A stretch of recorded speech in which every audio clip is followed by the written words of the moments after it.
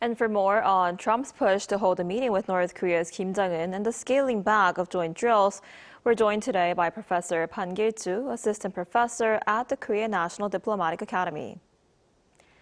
Professor Ban, thanks for coming on today. Good to be with you.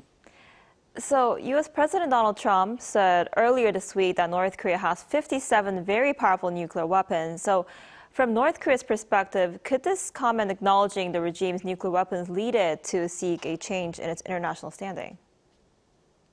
Well, regardless of real intentions behind Trump's comment, North Korea is most likely to take advantage of this moment for upgrading its international clout. To be more specific, Pyongyang has already been pursuing a faith-accomplished strategy of defining itself as a nuclear-armed state. But Trump's comment can encourage Pyongyang to shift its strategy to a more aggressive one, which is aiming at unofficially recognized nuclear power in the world. Under this shifting strategy, North Korea intends to upgrade its international standing from a poor and weak power to a nuclear-armed strong power. To top it up, as of right now, Pyongyang could take a closer look at how different America's approach to Iran is from its stance to North Korea.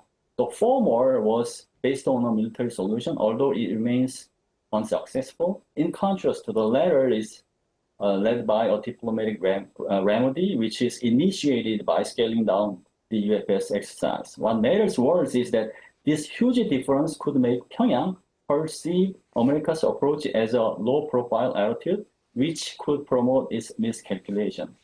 As part of an effort to offset North Korea's miscalculation and misperception like this, South Korea and the United States need to emphasize the ironclad alliance through a diplomatic message and a show of military force in the field in the process of deploying diplomatic engagement with North Korea. Right, but South Korea says North Korea is estimated to have up to 120 nuclear warheads, which is well above Trump's figure. So South Korea has traditionally avoided publicly disclosing detailed estimates of North Korea's nuclear stockpile, right? What does this more public acknowledgement suggest about Seoul's assessment of North Korea's nuclear capabilities? Well, in general, experts estimate North Korea to be armed with around 50 to 120 nuclear warheads. But it is true that the ROK government avoids revealing the number of nuclear weapons because it is not good for maintaining a key policy, which is the denuclearization of North Korea.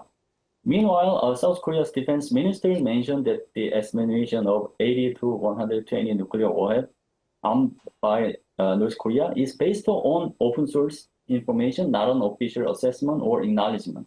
Moreover, he confirmed that the government is reluctant to define North Korea as a nuclear power or nuclear weapon state. In this sense, his comment seems to be made as a part of an effort to face the reality of North Korea's nuclear armament and come up with ways to counter its nuclear threats effectively. In the meantime, North Korea appears to try harder to become a recognized nuclear power in the world while taking advantage of this window of opportunity. With this in mind, South Korea should strongly maintain its policy on North Korea, which is the denuclearization of North Korea, by diplomatically collaborating with both like-minded countries and non-like-minded countries. In this regard, I would say that both a diplomatic moment and a strategic moment are coming faster than we could imagine or expect. I see. And the joint military exercises between South Korea and the United States, and today, after being cut almost in half, the Korean government says this is not going to negatively impact wartime operational control and combined readiness. What's your take on this? To be honest with you, this UFS exercise serves as an important momentum for the process of examining FOC full operational capability. In particular, South Korea and the United States agreed to determine or finalize the time for wartime operational control at the SCM this fall based upon the FOC examination. Meanwhile, since Part 2 was omitted in this UFS exercise, the two countries may need some time to examine whether FOC is complete or not. In this vein, this unexpected situation, like the reduction of the ROK-US combined exercise, could serve as a litmus test to show how the ROK-US alliance is strong and responsive. What matters most is that risk management in the alliance should be a policy focus in an effort to maximize security interests. We need to be aware, again, that the cohesive alliance can prevent Pyongyang from making military provocations. I see. And Trump is reportedly pushing to meet with North Korea's Kim Jong-un as early as November because that's when he's going to visit China for the APEC meeting. How likely is that, do you think, is going to happen? Well, Trump had wanted to meet with Kim Jong-un on the sideline of 2025 Gyeongju APEC meeting, which ended in failure. So Trump seems to take the 2026 APEC meeting, which is being held in China, as the optimal and last chance to meet with Kim Jong-un. Although this is Trump's objective, Kim Jong-un might not be reluctant to meet with Trump if the condition is met. As Pyongyang mentioned in the 9th Party Congress, the key condition laid out by Pyongyang is that the denuclearization of North Korea should not be on the agenda. Meanwhile, the United States stresses meeting without conditions, which means the possibility that the denuclearization of North Korea might not be included in this meeting at the moment. China could also play a mediating role to make it happen because it helps enhance its strategic standing. In this sense, the DPRK and US summit is not entirely invisible.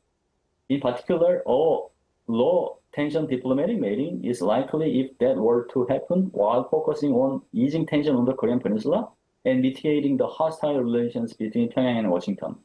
Although this level of meeting is not bad at all, Seoul and Washington should enhance strategic collaboration in order for Pyongyang not to take advantage of this venue or shifting its status as a recognized nuclear power in the world. And could Trump's push to re-engage with Kim Jong-un be partly aimed at shifting attention from the Middle East to East Asia ahead of the midterm elections in November? What do you think is really driving his latest moves toward North Korea?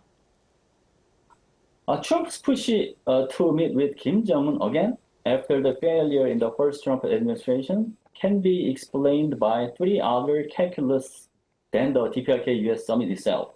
First, part of deploying the exit strategy from the Iran war by drawing attention to North Korea from the failure in the Middle East. Second, promoting South Korea's detailed investments to the United States. And finally, pressing Seoul to support the United States substantially, simply beyond the diplomatic support to open the Strait of Hormuz. Or four of these intentions have something to do with domestic politics at the end of the day, which is the November midterm elections. To be more specific, Trump could think that it is right about time to create conditions to make the meeting happen in a situation where he needs diplomatic achievements to offset the failure in the Middle East. Moreover, since Xi Jinping is scheduled to visit Washington, D.C. in September, Trump could believe that his administration is better placed to press Xi to play a mediating role to make it happen. I see. I guess we'll have to see how that goes. All right, Professor Pan, thank you so much for coming on today. We appreciate it. Thanks for having me.